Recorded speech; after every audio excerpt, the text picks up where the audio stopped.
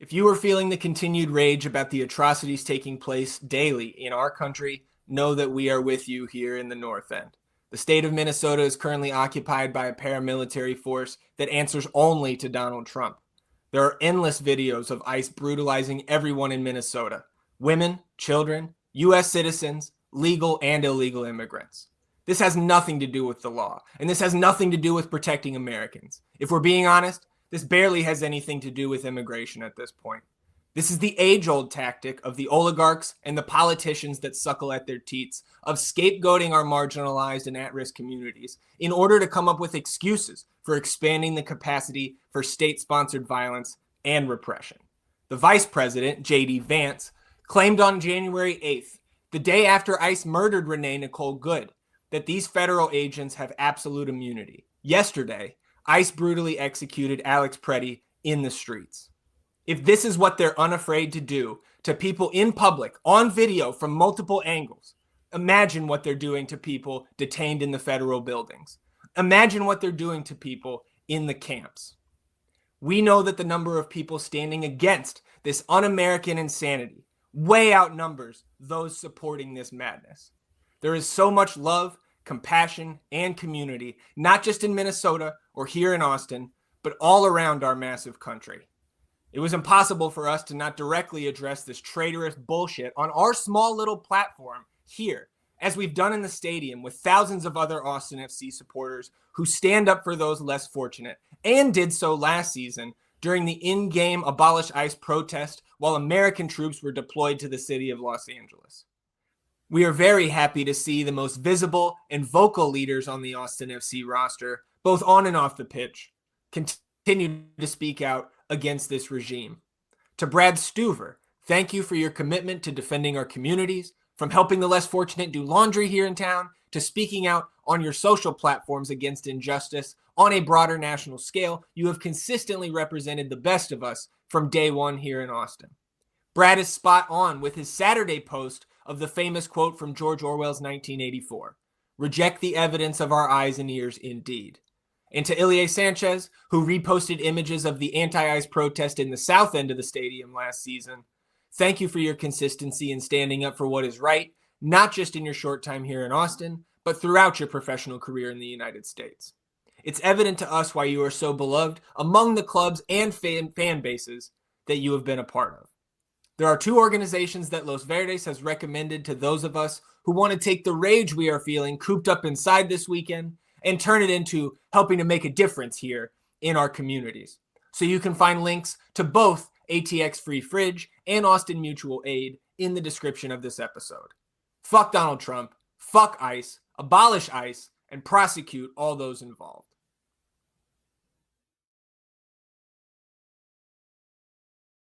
One, two, three, four.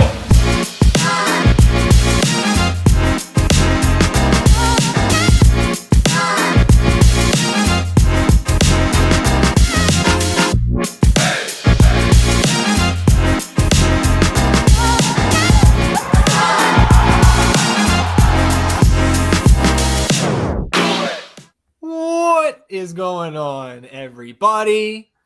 Welcome in to the North End Podcast, episode 281. My name is Zach Graham, your host here in the North End, joined, as always, by my good buddy. He's on record as my best friend. His name is Ian Michaud, and we call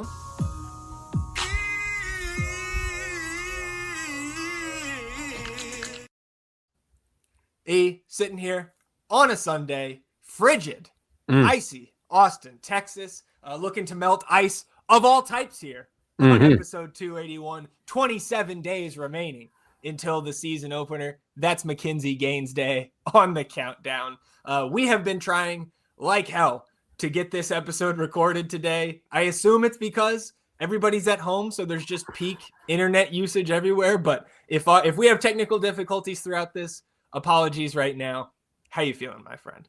I'm all right, man. Like you said there, it's a little cold, trying to stay warm over here. Did a little prepping for the storm. Wasn't sure, understand the grid situation down here. Yeah. Back in New York, this was a regular day in May. Right. So I got a little ready for that, but fortunately nothing has gone awry over here on my end. Excited to chat about some stuff. We got some rules stuff to talk about. I know we're probably going to touch on Facundo again a little bit. But excited to get into it. And like you said, 27 days, man, that is right around the corner. And the way that these last couple of months have been flying by, man, it'll be here in absolutely no time at all. So can't wait to get back to Soccer Church, see the homies, see the good people of the Austin FC fan base, and get this season rocking, man. It's a season to be excited about. Yeah, dude. And I mean, this time next week, we will be returning from the queue to recap what we saw at the season ticket holder friendly there against NYCFC. So it's all coming up fast. We're going to relive the week that was here in the Austin FC universe. Before we get into all of that, just want to remind you all listening or watching on the YouTube channel, you can support the show financially for free by downloading the audio versions of our episodes wherever you get your podcasts. You toggle on auto downloads, supports us that way going forward. You don't have to think about it again. If you're watching on the YouTube channel, hitting the subscribe button does help us grow the show, and you can hit the notification bell to know when a live stream pops up or a new episode goes live. And of course, here on episode 281, hit the thumbs up, like the video, help us battle the YouTube algorithm overlords, atone for your sins. Wash yourselves clean in the waters of the North End. And look, if you want to jump in, go the extra mile, you join the Patreon here. We've got the QR code on the screen right now for those watching on the YouTube, and of course the link in the description on the audio version as well. And you know, this time of year, right? The window is very much open. So we've got some DP announcements here. Hey. Chris Doyle, the first of multiple DPs here added in the North End this past week, So shouts to Chris.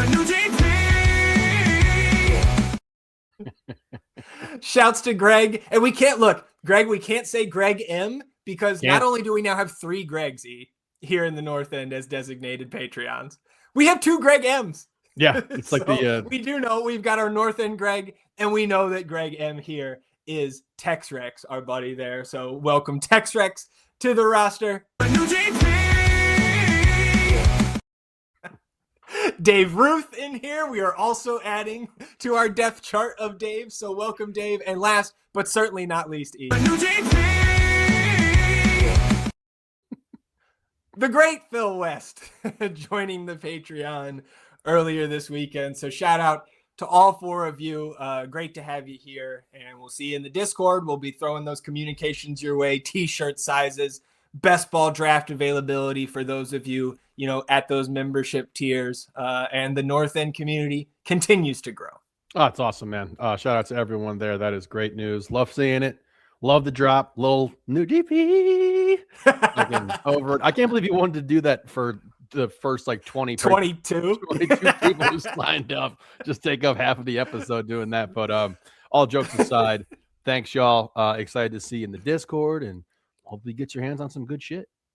Yeah, absolutely. Because keep in mind, right, all of our Patreon members will be eligible for that team signed ball giveaway on opening day. And of course, we will have quarterly giveaways, the merch drops, best ball, listener questions. We will get into some of those here today, Ian. Let's start off with a listener question from our buddy Mace, who asked us, what Austin FC opinion do y'all disagree on the most? And I think both of us actually read this, what we now think is incorrectly. My first thought was that Mace was asking us, what Austin FC opinion out there in the ether do y'all disagree with or take exception to most? But reading it again, I think he's talking about, what do we disagree on most about our favorite team here? And thinking about it too, I don't think it's that much. We do, but it's kind of tough. Yeah, it's usually after a game, and we're at odds per se, with tactics or substitutions or how we approach the matchup, or certain plays that players might have made, where it's just I think he should have done X, you think he should have done Y, and then we usually just kind of just tell each other, hey, yeah, that's fair, without giving the full tip of the hat to the other dude for being right. So I did also take that question the first way that you mentioned it there. And then we started talking a little bit about it, right? And we were trying to figure out if there was something we could really because I wanted it to be kind and like not controversial, but like a little spicy, where it's just like, yeah, this is we're against each other here, and I'm not really sure if we have one that's like a 10 kind of spicy level, but like looking at it now. With I was just gonna say we can get spicy with each other over plenty of sports arguments. Yes. I don't know if this is a 10-10 here. I know it's not a 10-10, but I think maybe. Sorry, I interrupted you there. I just wanted to make sure people know we do go at each other's throats sometimes. Mostly it's about like Lakers and Spurs or fantasy football. Yeah. This is the first united front that we've ever had, actually. True. Most of our arguments are at odds. It's just you're all seeing us here when we have a collective team together. But I think we boiled it down to Mirtu in the Mirtu situation, and I feel much more in the camp of I want to try to make this work with Mirtu. I'm not, super excited about the potential of taking a loss on a sale for him and moving on from this DP signing that we had last year that we were so excited about. And I think you're, not there yet, or you're there where it's like there is like getting rid of him. Yeah, dude. Like I said in the live stream the other day, like I am still very much in the same place where I was when Mirtu missed that penalty in the playoff match against LAFC. Like I still don't see him recovering from that within the Austin FC circle here with the fan base, because I feel like no matter what, I feel like he could come out and score 3 or 4 goals in the first month. And then as soon as he falls off, we're all going to throw our hands up and roll our eyes. And I guess like, again, we're not super far apart on this, but like I would absolutely take a loss on him right now if we could move him and open up that DP slot. And I know like there's stuff behind the scenes that we maybe don't know about budget wise, but yeah, dude, I would be totally fine. And again, of course, I'm also with you that like if Mirtu is still here, all indications are that he's going to be a member of Austin FC this season. If he's still here, then of course I'm going to back him. And I'm going to hope that he's going to be able to right the ship. And I'm going to cheer for him regardless. But yeah, I can't shake without seeing him go out there and, put multiple months of productive soccer out there. We didn't have, more than 2 or 3 games in a row where it was even like passable stuff on the pitch for the role that this team has him in and what we're counting on out of Mirtu and our DP slots in general. I mean, we talked about, I think on the season wrap up, like, players that we thought overachieved last season, right? And that was just a very limited amount of players. And I'm not, trying to give Mirtu a pass for his lack of production last season. But we do know his family's coming over this season, right? Or at least that's in the works. Supposed to be March, I believe, is what he said. So, like, I think that's a good thing. And what'll cover up a lot of that stuff? Winning games. If you come out and you're out to a hot start, and like we think we've gone on record here saying this is the most talented team on paper that we've had here in Austin. If you're winning games, I think you're able to overlook some of those things that aren't the prettiest. And I can acknowledge that the BV Mirtu fit is not a perfect one. It's never going to be a perfect one. I don't think those two guys will ever be able to fully mesh together where you're getting the most out of both of them because their skill sets are so overlapping, their demand for the ball in goal scoring spots. And obviously there's only one ball out there. So like, I don't know if you'll ever hit both of them at their peaks. But I do think that you can find a way to make it work, and I pulled up a couple Mirtu stats here, looking at some stuff earlier, right? Okay. So he goes to Granada, right? His first year. They're in La Liga that year. Right. 1 goal, 1 assist, right? They dropped down to La Liga 2, 23-5 that year. Okay, so huge jump, but also you have to take into account, obviously, he's not in the top division after that. Right. But then they requalified to go back to La Liga, 11 goals that season. So, obviously this is not, concrete evidence that's going to be like, yes, I guarantee he's going to take a big step this season. But again, we have also raised the talent floor of the players around him. And I think that is going to be beneficial for him. So I don't want to take a loss on it. I want to see what it looks like. And then I will reserve judgment if we're halfway through the season and it looks like absolute shit. I could jump on board with you. And like, to Mace, man, like we went all the way back to like Josh Wolf and we're talking about like times where it was just like, you were like, Josh got to be more personable with the fans. I was like, fuck the fans, just fucking win games and we'll be fine. Yeah. And like, so we were trying to find something and really scraping the bottom of the barrel here. And I think I'm probably a bit of the minority in the, let's see what Mirtu can do this season and not just be full in on get rid of the guy. And I'm okay with that. I almost went, well, that's fair. But that's not the point of this question. Fuck you. So fuck you, E. You're wrong. You're wrong. And shout out to Mace for the question. I know those listener questions are stacking up. We will, of course, get to those here over the coming weeks.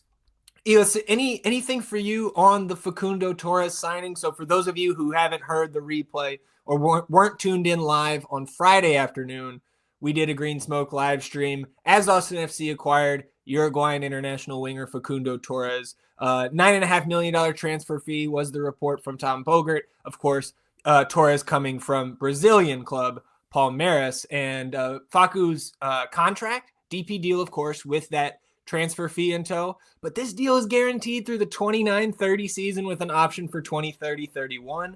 Of course, we went in depth on the contract and the roster implications of the move on the live stream. Was just over an hour, I believe. But is there anything else for you here, wrapping up the Torres signing?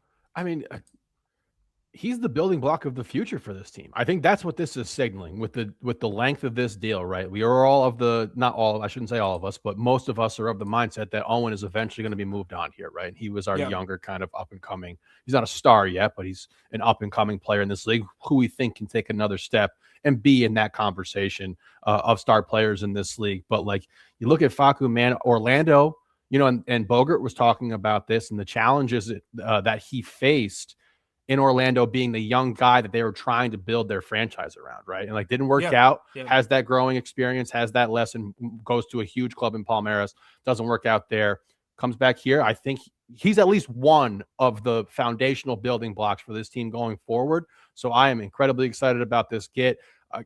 I'm giving it a firm A right now with room for growth, depending on what he's going to be able to do out there on the field. But if you get a player for that caliber on a $3.5 million, deal per se, because he went for 14 over to Palmeiras there. So I'm all for that. It's a firm A in my book, and I'm super, super excited to have him.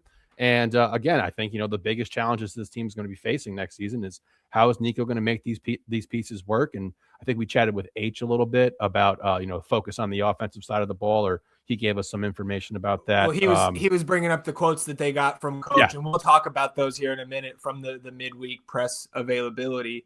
But the one thing I did want to push back on there, and you kind of you talked about it while you were talking there, that Torres, I don't think it didn't work out in Orlando because they sold him for $14 million a year ago, right? So again, much more Facundo Torres talk on that live stream. You can go catch that hour plus there, so we can go ahead and move on. All right, actually, before we move on, we have another listener question here, and this one comes from Scott. And I thought this was appropriate to bring up now because his question was, we get our first penalty of the season. Mirtu Azuni is in the game. If it was your call, do you give Mirtu the shot to restore his confidence, or do you give the ball to someone else? I guess this isn't going to go great with my argument about keeping him because usually, you'd be like, I want my DP that I paid a bunch of money for to be taking these big moment opportunities. But the answer is no. And I think that he got his redemption chance because to me, the Nashville PK in itself was atrocious. You know what I mean? It just got overshadowed by how monumentally terrible the fucking LAFC attempt was. So he had his redemption shot, in my opinion. And then obviously later in that game, Danny comes up, takes the second PK, buries that one. So I think he had his chance, and he, in my book, he's going to have to wait until we find ourselves, if we find ourselves in a situation where we go to PKs with a team. We have a list of 5 guys, and I hope Mirtu's able to understand that. You know what I mean? Like, I really do. And would it be entirely fair to throw him out there after the last 2 attempts? And because like you said, there's already pressure on those kicks in and of itself. Yeah. But if you miss this one, people are coming for your head. You know what I mean? People are going to be demanding you be gone like they did prior when, I don't. He might just disintegrate if he missed a third one. Yeah, it would not be good. So my answer is no. And, if there's a healthy BV out there, I'm good with that. I'm good with Facu going up in there and taking that as well. And I will throw in the honorable mention, Owen Wolf, who I think in his attempts throughout his career has looked fine. It might be one or two, but I know that he's sealed the San Jose game for us. And that was a hell of a shot. Yeah, I don't have a different answer there. It's Facundo Torres for me until BV is back, and then I think Brandon would reassume his title as our penalty kick taker, as it was before the ACL injury. So appreciate the question there, Scott. Let's talk about real quick. We brought up the James Rodriguez rumor that it was going around on last Sunday's episode, and we talked about why we didn't think that was going to come to fruition. But that if you got him on a TAM deal, that'd be pretty exciting to bring in a talent like that. Tom Bogert squashes this in the middle of the week, saying that Austin FC is not trying to sign James Rodriguez. No approach, no conversations, and no offers. And then he even put in the say the line Bart Simpsons meme in there, because I think he said, just like for the other 22 teams he's been rumored to. No interest.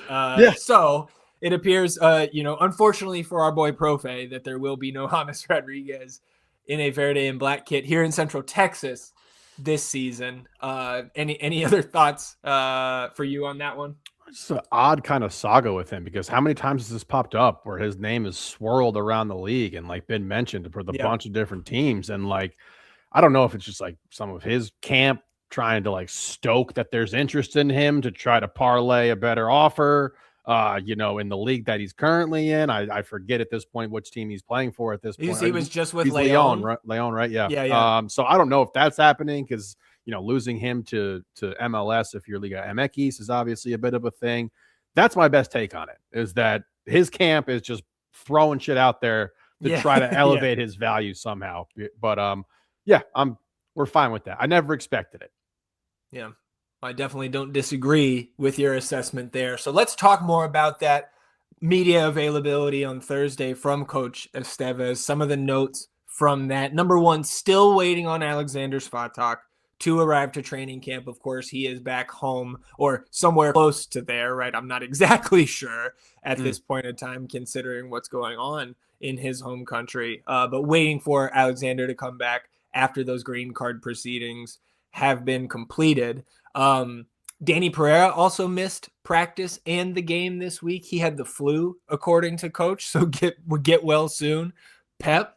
And then, of course, the question started to get into some deeper topics, not just giving us the lowdown on who's here, who's not, who's sick, who's healthy.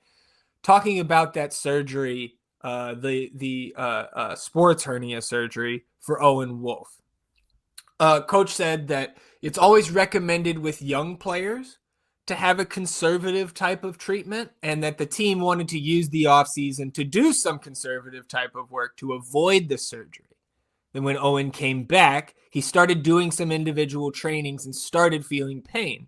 And the team had already planned on having Owen visit the doctor, so he went to the doctor that Monday, saw that it didn't improve, and that they think now that Owen will be close to ready for opening day if everything goes well. But again, Nico left everything on the table here, saying he could be there, not sure about what type of role, if starting or if coming off the bench, or if he will even, as he said, arrive to the first game. So I think very much a questionable tag on Owen Wolf. And I think the big kind of make or break week for his availability will be, I expect him to be with the team in Coachella. Is he able to get limited minutes maybe in that last preseason match? If he plays any minutes there at all, that's a pretty good indication, I think, of being available, again, maybe off the bench for that first game. But, time's ticking. Like you said, 27 days away. The team, again, in their initial announcement about it, said full recovery mid to late February. February 21st is kind of smack in the middle of mid to late February. So, no, not a ton of new information there, but coach just confirming that They don't even know yet, of course, at this point of his recovery period. Yeah, I mean, things got to go well first, and get the rehab in, get yourself back into playing shape, and we will be keeping an eye on that last scrimmage game to see where he's at with his health and everything. But wishing him well, and can't wait to get him back out there. Coach is also expecting Mirtu Azuni to start joining team sessions this week. So that sounds to me like he's been doing individual non-contact work with that sore calf. And he did deem Mirtu questionable to play against New York this coming Sunday. Okay. I would lean personally, probably not going to play him until Coachella. And I was listening to our buddy Phil and Moises, of course, on Emergency Podcast that they released, I believe, Saturday morning. And Moises, look, dude, if we need to lend you guys the reckless speculation drop just so you're covered, because, dude, and you, especially with what we were talking about with Mace's question to start off the episode, dude, Moises was just, again, speculating that, is there really a calf injury? Or are we still shopping Mirtu Azuni around now that the transfer windows are open? I see your face saying, this not completely dismissing that out of hand. And again, maybe I'm poking holes in your your strong takes or disagreements earlier now that you're so intrigued at Moises and his theory. I don't think that's crazy. Again, I don't think it's very likely because he's here and everything, and him talking about, like you said, his family planning on moving here in March. But again, my eyebrows did shoot up walking the dog out there in the cold. Yeah, no, that's about the same reaction I had there. I don't think that's crazy either. Yeah. Coach also talked, of course, about Jaden Nelson, who returned to the club from his international camp out there in California with the Canadian national team. He said Jaden played a lot of minutes for a first game, talking about that friendly against Guatemala. And he said, we are thankful he's not injured. So maybe a little bit upset at Jesse Marsh playing Jaden 81 minutes right off the rip. I don't put it past him. I wouldn't fault him for that. He said Jaden is recovering. We had to adjust his practice load this week. We gave him a couple days off just to recover a little bit. And when he came into practice, we took him out of some of the exercises and drills to make sure that he can arrive well to the game tomorrow, right? That's the San Antonio scrimmage that happened on Friday. He said other than that, he played a good game for Canada. And again, that San Antonio game was moved from Saturday to Friday to avoid the inclement weather on Saturday. And we'll talk about that game here in a minute. But I thought that was interesting because I did not really think about, 81 minutes for Jaden Nelson at this point. It's not like he's been playing games. Yeah. So I get where Coach is coming from there. Yeah, I get where he's coming from as well. He said, and now this is where all the absences that we have in camp right now and the log jam at left back and a potential log jam in the defensive midfield in the sense of who is going to play there, because there's no real, right? Ilie, right, I think, first choice. Wearing the armband, most likely the most veteran guy in that position group. But again, are we counting on him for the massive minutes week in and week out? Well, we have Besard Savovic and Nico Duberski there that are also able to play that position. Danny Pereira as well. So as those questions came positionally, he talked about guys like, he said Biru is another player who can play different positions. He said he can play fullback, center back, central midfielder. Apparently, Guilherme played as a number 8. I see your face. Played as a number 8 for his youth club. And he said the versatile qualities we have in different players helps us. And then you want to talk about eyebrow raises. We are short in the front part of the field, which is very true right now. But he said we are putting players like Rosales, players like Kolmanich in the front, and they are doing a really good job. Even Biru is playing fullback. Sometimes he's higher on the pitch. We're trying different things to maximize that. We don't see it like we have 3 fullbacks or 3 left backs right now. We have 3 players that can play in different positions, and this helps us to build a stronger roster. So, I understand, having depth is key, especially with a team that is going to participate in the Open Cup, in Leagues Cup, and, of course, the MLS regular season and hopefully playoffs. I don't want to see Jean Kolmanich on the wing or in the central midfield and probably Biru either. I know Rosales can play farther forward, and I know the contributions of Jean and the contributions of Guilherme when they do get into the attacking half, but like playing them up front is different than that, right? And I also think this is something we should overreact to because the entire attacking front is basically out or was out this past week.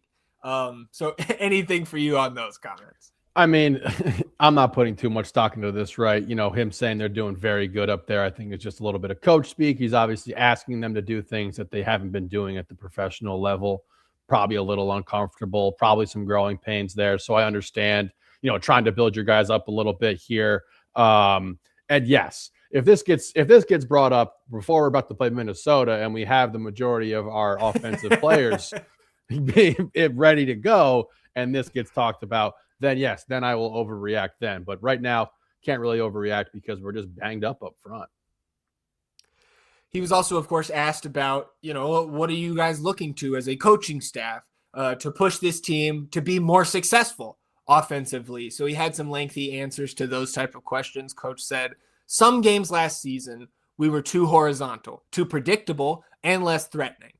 I think we want to be a team that is more threatening, organized, but has more of a mindset to go after the opponent's goal with an organized shape, but more dynamic, more direct, if I can say that, having good patience to settle and being able to play with two tempos. Last year, we understood in moments that playing those two tempos, and in other moments, we played with just one tempo and it was too slow. I think this year we have to be more aggressive in the opponent's half. Coach also then praised the defense and said, at the end of the year, we weren't maybe as consistent on that side of the ball as we were the rest of the year. So it seems like, again, and I think unsurprisingly, the coaching staff through an offseason is able to review and, kind of self-diagnose everything, not everything, but a lot of what the fans were saying and seeing last year. And you don't have to be watching every Austin game to look at the standings and say, this team is not scoring enough, especially for the attacking talent that is on the roster. And that a team that doesn't score, that scores like Austin FC did in 2025 is just not going to be a contender. So you have to, again, maintain that defensive level while upping the offensive output. So again, no huge revelations from that, but those were some quotes from Coach during that midweek availability. Yeah, mine's in the right place with that stuff. And, you don't have to be a giant expert to, like you said there, to know that this team did not score enough to be a championship contending club. I like the thing about the speed that he talked about there because I think it was two speeds pretty much every game for me. It was the regular play that we had, the regular build-up play, and then when Buka had the ball. That was our other level of speed where we're just like, okay, he's got it. He's really fast as shit. We're going to let him go do his thing. But outside of that, yes, it was a very slow tempo for this team. So finding these things out, diagnosing them, and I do know that it's challenging right now without having your attacking players out there and not having BV there, not having a healthy Mirtu. And obviously, we talked about Jaden coming back from international duty and stuff like that. Patience right now. Patience is what I'm preaching right now. So then we had the preseason match on Friday, Ian. Of course, like these first two closed to the public. This one did take place at St. David's Performance Center. And even if you were trying to be sneaky and get out there on Verde Hill on Friday, it was so foggy out there. Like, I'm not even sure if you could have seen what was going on the pitch. So we were, again, of course, left to our own devices, just watching the thread from the club. So we can talk through some of these lineups here. Again, there's not a ton to take away from these lineups in late January, but the first 11 here to face San Antonio E was Stuver and net. And then I'm not even going to guess where everybody is here. So the lineup was Gallagher, Bell, Djordjevic, Biru, Ilie, Rosales, third-round pick Patrick Kayeli, Irvin Torres, FC2 player Mo Badawia, and CJ Fodre. Mm-hmm. So again, I know at halftime, I know there was some, again, the fans who are the sickos tuned into these live updates, saying, oh, here we go, not scoring again. And I just kind of point to the attacking front here. And again, it's not that we don't believe in these guys and love them all the same, but like, it's not exactly the first team front line out there here in the first 45. Yeah, that's an interesting attacking front there for sure. It's not going to look that way. Let me just get my first screw you, Harry, out of the way for this season here. Yeah, of course, Harry coming in talking that shit. I did think, Patrick Kielly getting out there, not nothing after, he was second in the beep test, we thought the other day. Again, not reading too much into that, but was immediately put into this lineup where for a roster where we're struggling for guys, experienced players on the front line, Stefan Dobrahevich didn't come in until the 30th minute for Patrick Kielly. So you get 30 minutes out of Kielly, the third round pick, just 15 from Stefan, our first round pick, right? Or second round pick. We traded the first round pick. Excuse me. So yes, 0-0 at the half. You get a full, a new 11 here to start the second half. You greatest keeper in the world making his return in an Austin FC kit. And then again, not guessing here on anything, the 10 field players, John Kolmanich, Brendan Heinzike, Riley Thomas, Jakubaro, Besard Sabovic, Nico Dubersarski. You'll notice only one true center back in that list. Robert Taylor, Jaden Nelson gets out there for his first Austin FC minutes. Jorge Alastue and Vlad Danshutu. So it was good to see Jaden go out there, get 45 minutes. I would have loved to see, I guess this was Riley Thomas playing as a second center back. I don't know, dude. I don't know who was paired with BHI out there. And we did have more movement in this lineup throughout the second half here, E. We did have a change in the 65th minute. Vlad Danshutu came out after 20 minutes. Micah Burton came in for Vlad. And then we had another sub at the 70-minute mark. Chuy Moreno came in for Besard Sabovic. So just about 25 minutes for Sabo. And I think potentially Sabovic, right, having his minutes managed there as very much a first-team player that we should be counting on for some significant minutes this season and, not going the full 45 in that second half there. I think that is something to watch. Coach hasn't talked about him being limited or injured at all, but it just, again, for the few things that we can take out of this, just reading lineups, that was something that stuck out to me. The thing that's sticking out to me the most, I think, out of all of those little tweets we ran through there was Micah Burton. Not starting in either of those 11s. And what do you get? 25 minutes there, man? Yep. Not, we've talked about the lack of available players in the attacking third right now. And Micah Burton not getting a start on either of those, not getting a start with either of those lineups and getting limited minutes there. I think that's my biggest takeaway because, he was regarded as our top prospect. You know what I mean? A couple years ago. So that's interesting. That's all I'm taking away from that, really. Yeah, so it's no goals for either team. So we don't even have a highlight that was posted, on social media by either club. And keep in mind, right, the guys who did not play for Austin here, Mirtu Izuni, Owen Wolf, Danny Pereira, Alexander Svatok, Brandon Vasquez, Mikel Dessler, and of course, no Facundo Torres and no Hot Air Obrian. Anything else for you on that? Again, like that list that I just read is like more than half of your starting lineup. Yeah, I just want to get this fucking Obrian deal done, man, and just move on from this. And that's where I'm at. Yeah, dude. Speaking of Obi, still down there in Colombia. Did post this, I want to say Thursday or Friday. That was 22nd. So Thursday. And again, he's posting these Instagram stories and then taking them down fairly quickly. So he's just like instigating here, like trying to light a little bit of a fire. And right, I believe this says patience and talks about when one door closes, another opens. And then I didn't get a chance to screenshot the one he did today before taking it down, but it was literally him watching another Cali game. And then I think his kid saying, "I'm Cali like my father."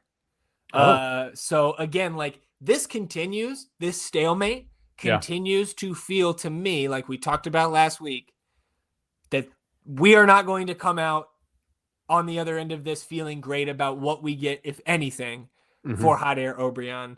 So we'll see. Again, if something happens, of course, we will be posting about it on our social platforms, talking about it in the Discord, and of course here on the show. But that standoff continues. Yeah, I mean, it's an addition by subtraction thing for me, really, here. I'm not expecting to get any sort of type of significant money for Hot Air Obrian, especially, given his performance last season and everything. But I just want this to be resolved and done. It has to be that, in my opinion. But I'm right there with you, where it's just like they're they're trying to get him on a free. He's trying to get paid with the buyout. Like it makes a lot of sense for that to be going on right now.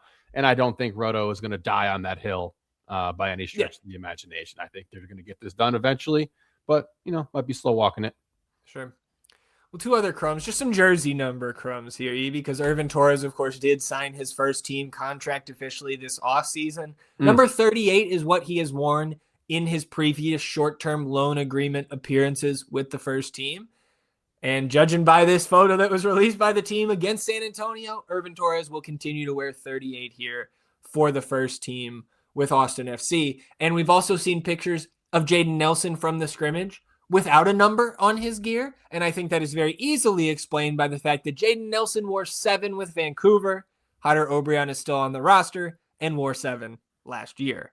So maybe I'll be wrong there. Certainly not a hot take to suggest that's why there's no jersey number yet for Jaden Nelson. That's fair. So two pieces of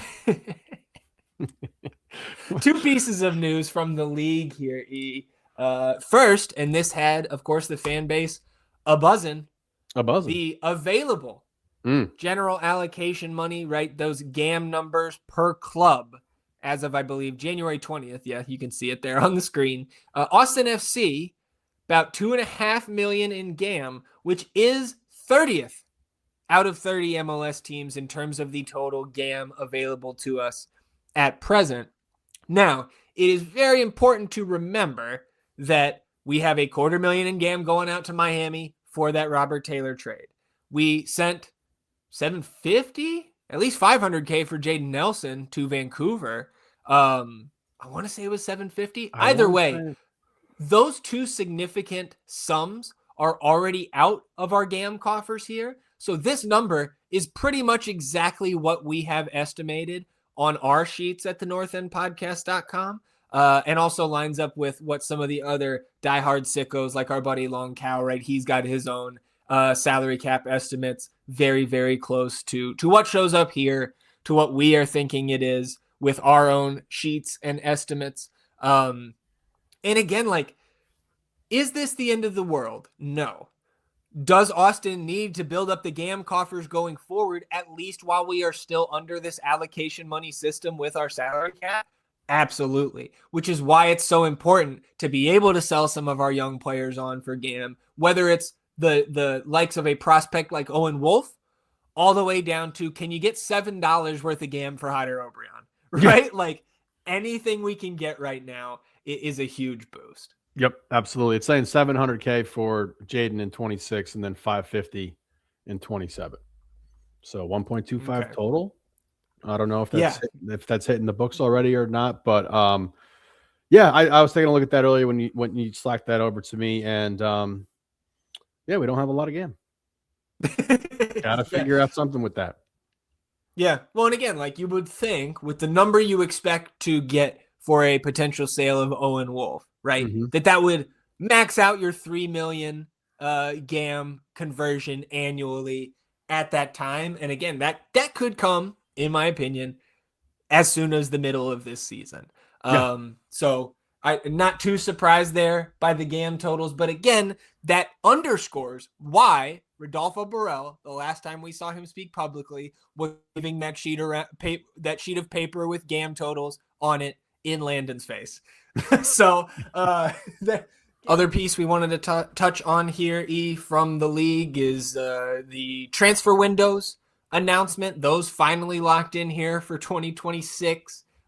Primary window is going to be open from January 26th to March 26th. And that is about a month earlier in terms of that end date compared to what we've been used to the last couple years, because the secondary window will go from July 13th to September 2nd, which is the first time the secondary window will align with the world's top leagues in 20 years. And so you love to see that for that secondary window, kind of prepping us to make that schedule shift in 2027. I think that is fantastic news there. Other rule and roster changes that were announced: roster compliance, February 20th, as expected. Roster freeze date is October 9th this season. A couple other minor tweaks that some of these I think are very positive for the league and very important. for some of these new rules going forward. The league eliminated the limit on the number of cash for player trades that a club can make each season. Of course, when we made that cash for Joseph Rosales, we brought up the rules surrounding that where you can only have 2 outbound and 2 inbound cash per season. That limit is no more. They also eliminated age restrictions and limitations on the number of intra-league loans for each club. So, right, previously, I think it was your intra-league loan players had to be like 25 or younger, which just seemed silly. So that is a thing of the past. They also removed the deadline for a player to be considered domestic instead of international on a club's roster, which I think, again, will affect only a handful of players and rosters throughout the season. But to me, that is another positive move. And 2 more minor ones, or 1 more minor one, and then a complaint that I think you and I both agree on. First, DPs acquired in a cash for player trade during the secondary transfer window may be added to a club's budget sheet at the mid-season DP budget charge, which is just half of that $803,000 and change, right? So I think that's good. Again, enticing teams for more player movement, more big-time, highly talented players, getting rid of that or having that budget charge when they come in mid-season. But you'll notice nothing about Canadian-born players no longer being international slots for the U.S.-based teams, which is not great for our Jaden Nelson right now. I don't think we should be surprised if the league changes that at any point. Yeah. But they haven't announced it yet, and that to me is the only bummer out of all this news.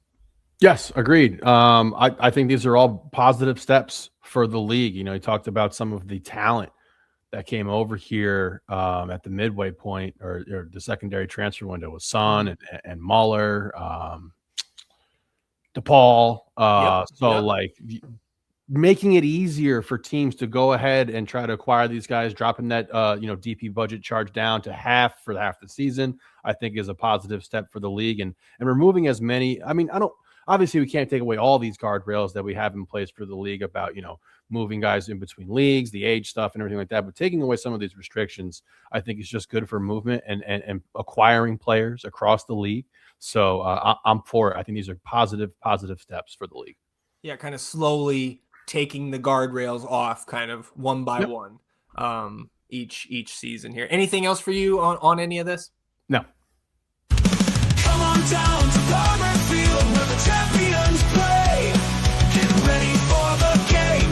It's last business day.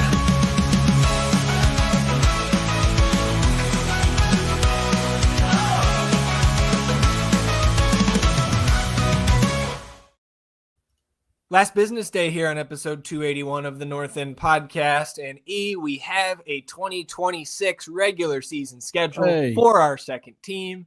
And a couple of takeaways here. First, the opener. I think maybe a week earlier this year than we're used to. Either way, it will be Loons 2 coming to town. So both of our teams will open their respective regular seasons with home matches against the Loons, right? With the first team coming on February 21st. Now their second team will visit Palmer Field on the 1st of March.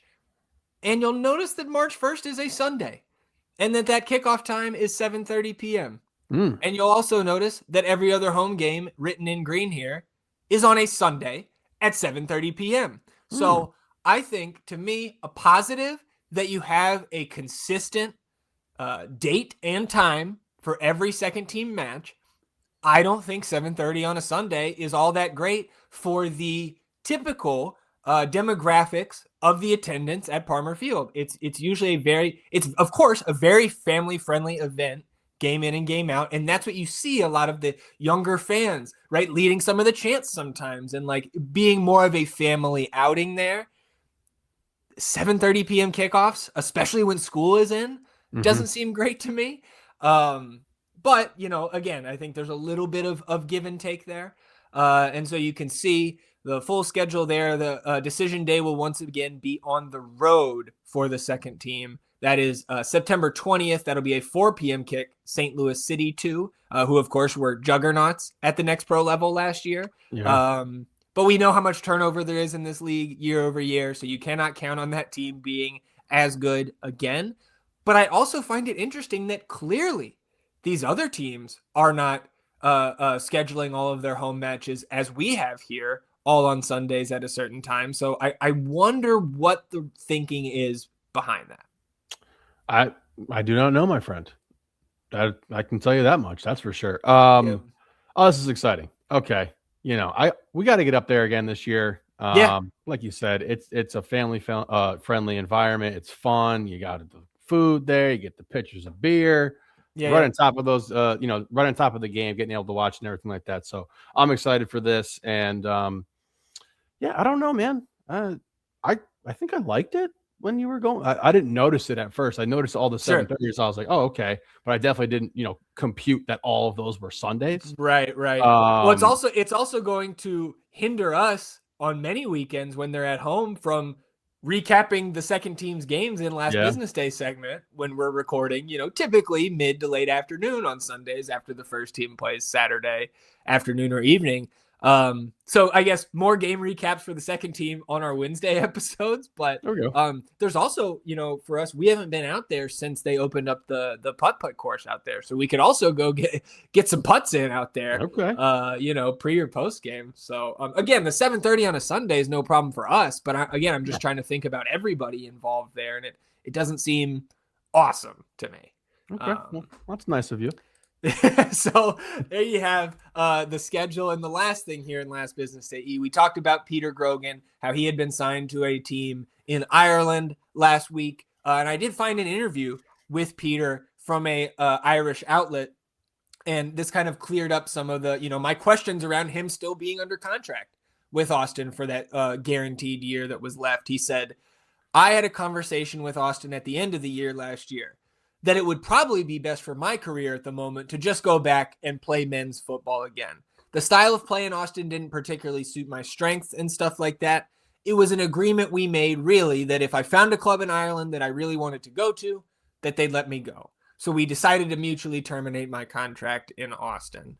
So it did not transfer Peter Grogan for, a washing machine or a bag of balls, unfortunately, but mutual termination. So once again, good luck to Peter Grogan. And of course, we turn our attention or our eyes forward rather with the second team and expect some more signings to be rolling in here shortly. Yeah. Best of luck to him for sure. We press on. Alrighty, I think that pretty much does it for us, right? After we did our hour on Facundo Torres and, of course, hyping up Owen Wolf's numbers and raising the expectation there. Anything else for you here before we shut it down? No. Stay warm, y'all. Yeah, I think school has been canceled kind of around the area already for Monday, so everybody stay warm. Continue to stay safe. I know there is still some ice out there on the roads, especially those, overpasses and bridges and stuff, so stay safe, everybody. Stay warm. And we appreciate you tuning in and sticking with us here on episode 281 of the North End Podcast. Remember, sign up for that Patreon. The best ball deadline, February 13th. So if you want to play in the tournament, you make sure you get in there and get signed up. And enjoy your week, everybody. We'll do the same. We will be back next Sunday recapping the week that was in the Austin FC universe. Until then, he's E. And I'm Zach. Vamos Austin FC, everybody. Goodbye.